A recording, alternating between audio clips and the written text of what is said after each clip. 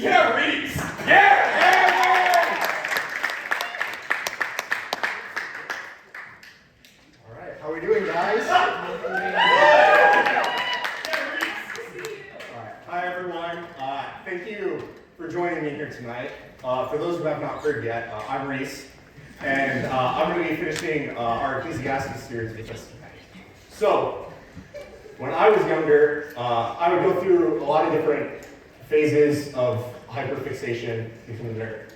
So, it started, I had a dinosaur phase. Later on, I had a history phase. If you really want to know what type of nerd I am, in high school I had a math phase. But none of them compared to the original, the best phase, the space phase.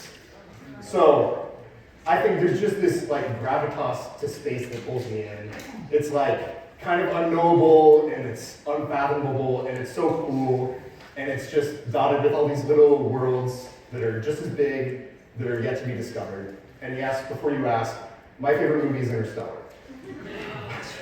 But when I was 8, learning all of this for the first time, there's this one existential fact that stands out more than anything else that I remember learning, and that it's in about 5 billion years, the sun is going to explode, and everything we know is going to be gone.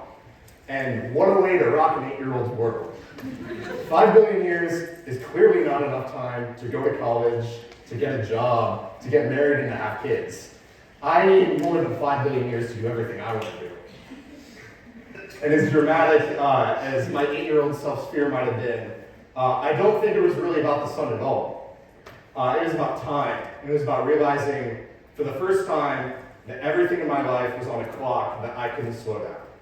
That sense of urgency of wanting life to be full, meaningful, and lasting, even though it clearly isn't infinite, is exactly the tension that Ecclesiastes lives in. Solomon doesn't dismiss that fear or tell us to ignore it, but instead he speaks directly into it. Which brings us to our first passage for the day in Ecclesiastes 11, 7 through 10, which says, "Light is sweet, and it is pleasant for the eyes to see the sun. So if a person lives many years, let him rejoice in them all. But let him remember that the days of darkness will be many, and all that comes is vanity. Rejoice, O young man, in your youth, and let your heart cheer you in the days of your youth. Walk in the ways of your heart and the sight of your eyes. But know that for all these things, God will bring you into judgment.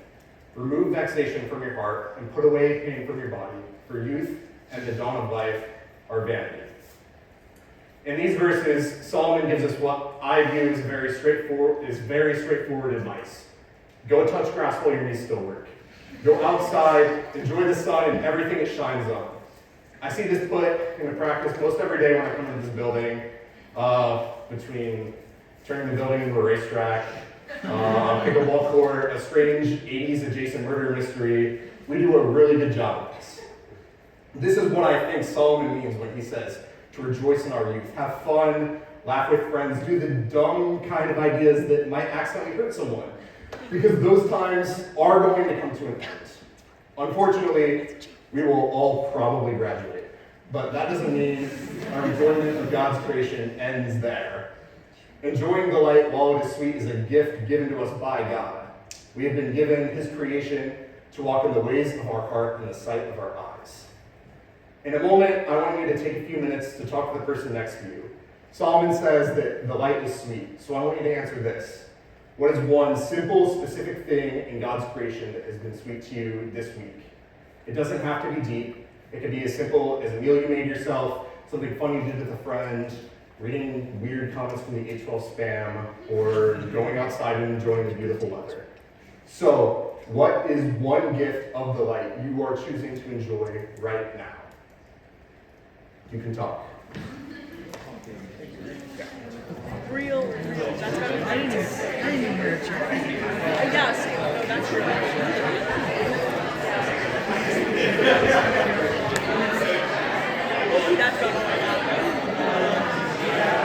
I mean, weather's a pretty overall good thing. It's more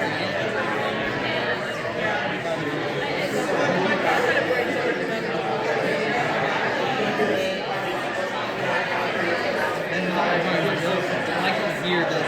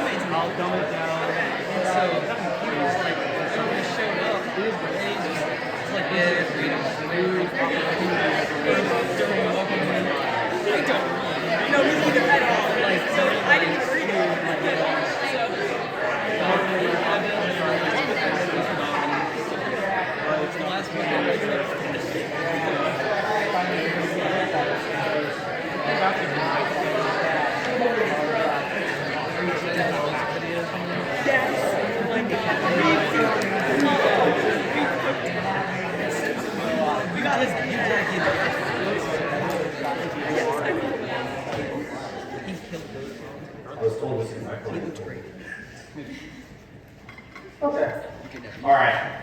I heard good answers. Personally, I went outside today for the first time as a STEM major. That's like an accomplishment. Yeah.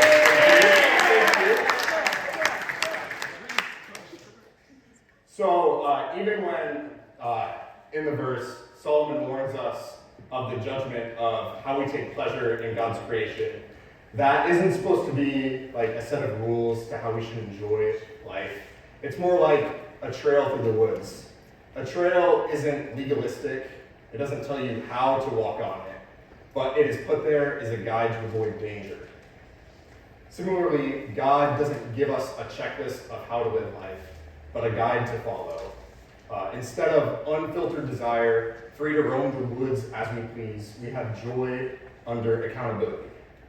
A heart that can walk in its own ways, but a heart that is oriented towards God along the trail He made for us. Even more so, we should seek to set an example in our youth. We see this a couple generations later. Paul calls us to this later in 1 Timothy 4:12, where he writes, "Let no one despise you for your youth, but set the believers an example in speech, in conduct, in love, in faith, in purity." Our youth uniquely sets us apart both for making the most of the creation of God that He has gifted us and in continuously living differently each day as a servant of God. We should be modeling in our actions, words, and thoughts what someone who both follows Christ and walks in the ways of their heart should look like. It would be nice if Ecclesiastes ended here. I really like the message if we just cut it off here. It's enjoy life while you're young and be a good person. As a person who's under 30 and younger than Kirabel, it really makes me feel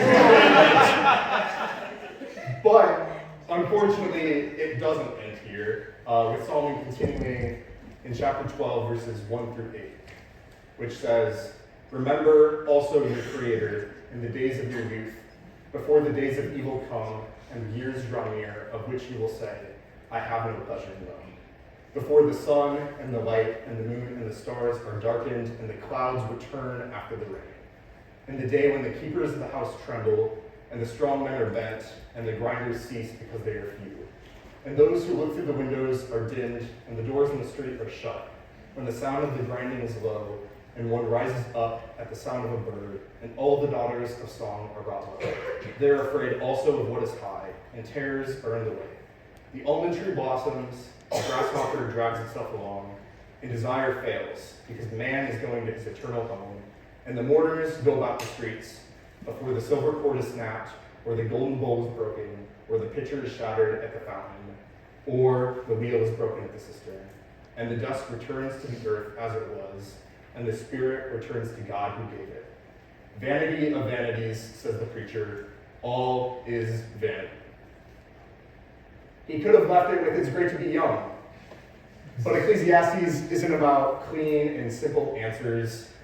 Unlike books that are more suited to my reading level, like The Very Hungry Caterpillar or The Cat in the Hat, it confronts us with uncomfortable questions and no coherent, clean answers to most of them.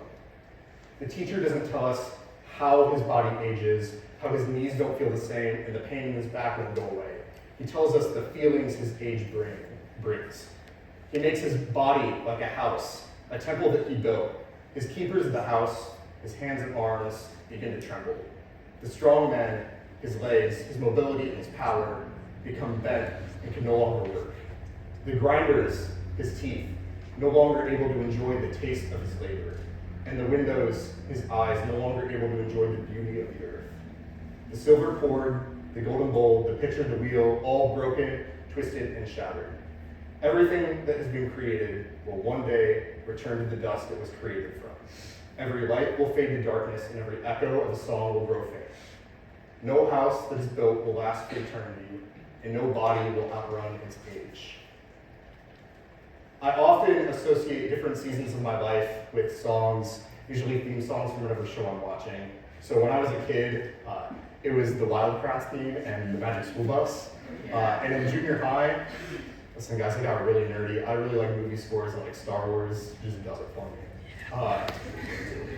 Hearing these sounds just takes me back. And it's more than that. It makes me long for that time when I first heard those sounds. There's just a certain nostalgia that puts me there in the shoes of 6-year-old, 9-year-old, 13-year-old, whatever-year-old Reese. It makes me miss the early morning sun shining through the trees on the bus ride to school, the smell of my house after a long weekend away, the sound of a parent's voice before I go to bed. As I aged out of my awkward junior high years, my perspective changed. Although, yes, I still remained as awkward and my social competence was still very, very questionable, the sounds I associated with my life were no longer the ones I listened to, but the ones I created. When I turned 13, I started playing piano because my little sister no longer had the patience for it, and my parents figured somebody should take her lesson time.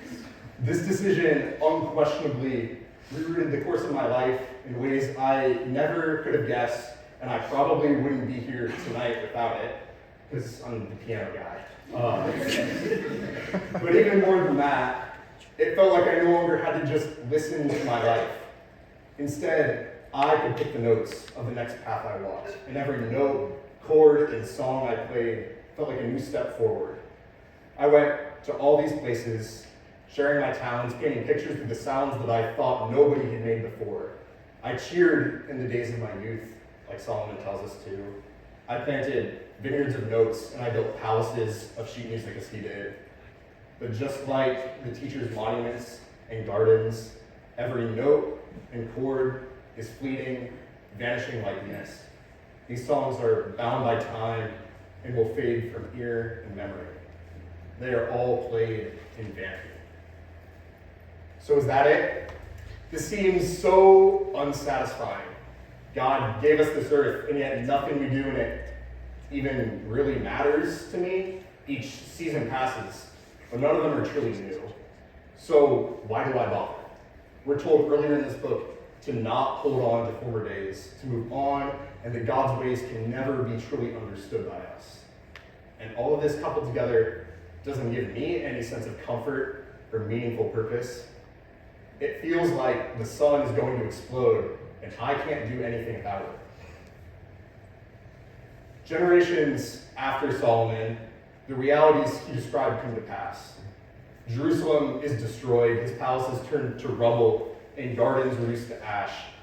His people are in exile. The sun of the Israelites is gone. Their sweet source of light has returned to dust. But they are not called by God to remain in their dread and in their mourning. Which brings us to Jeremiah 31:15-17, where God talks to the people. Thus says the Lord, a voice is heard in Ramah, lamentation and bitter weeping. Rachel is weeping for her children.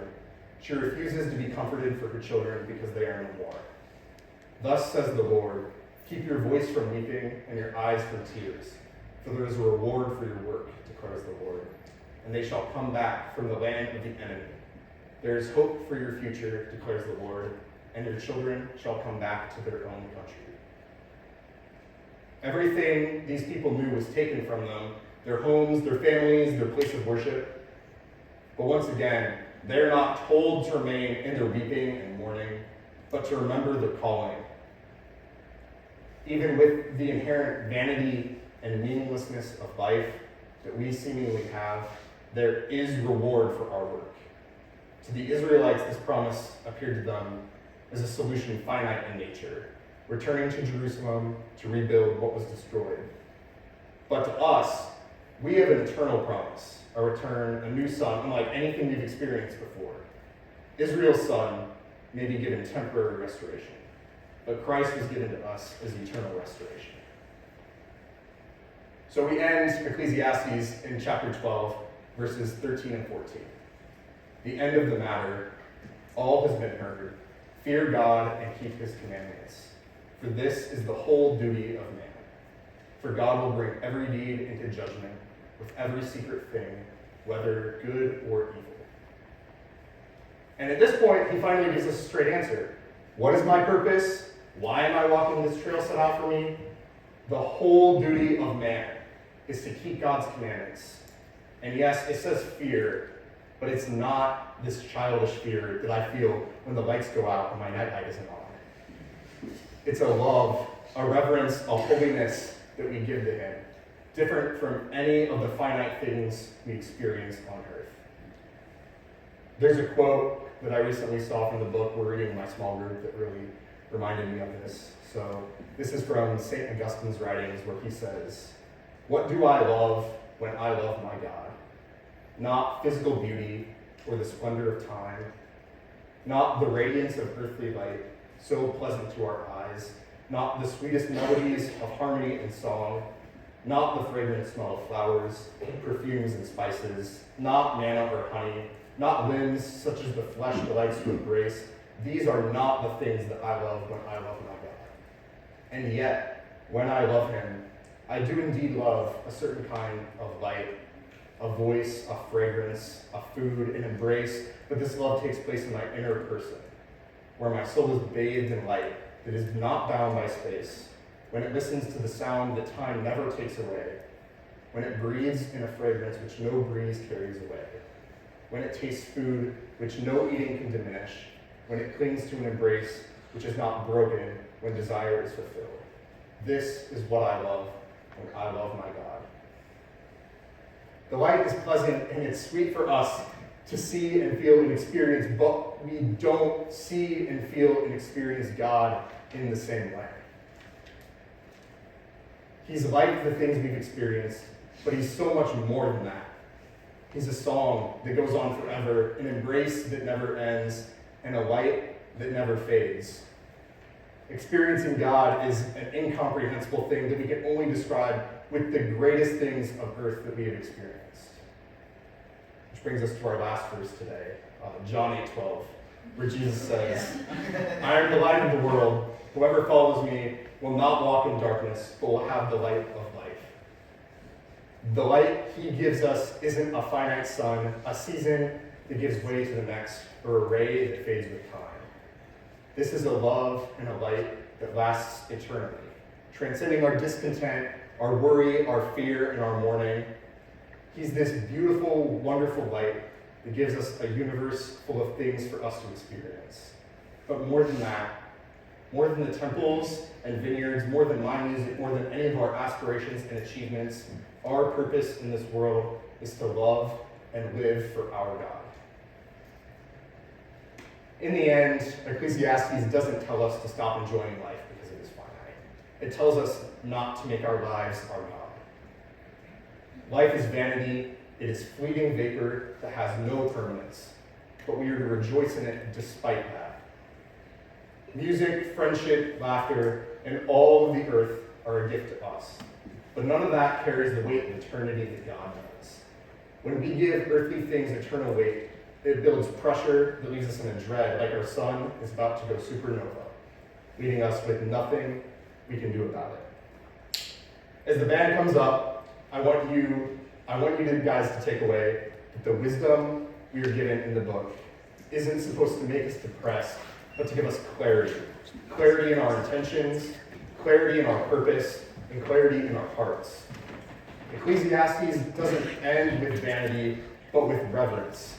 Fear God, keep his commandments, not out of dread and worry and panic, but out of the love for the eternal light he gives us. So, enjoy the light while it is sweet, but anchor your life in him, for he will not fade away, and his song will never end.